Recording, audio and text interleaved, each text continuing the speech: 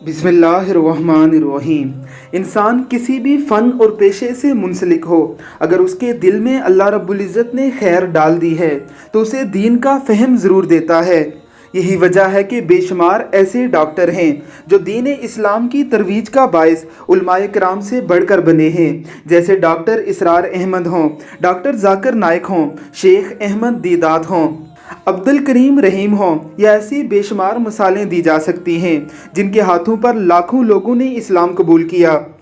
रब्बुल इज़्ज़त की करोड़ों रहमतों का नुज़ूल हो हमारे इस भाई पर, जिसके साथ अल्लाह ने खैर का मामला फरमाया और उसकी आवाज़ में ऐसा सोच दे दिया है कि जो शायद इमाम काबा को भी मुयस्सर ना होगा।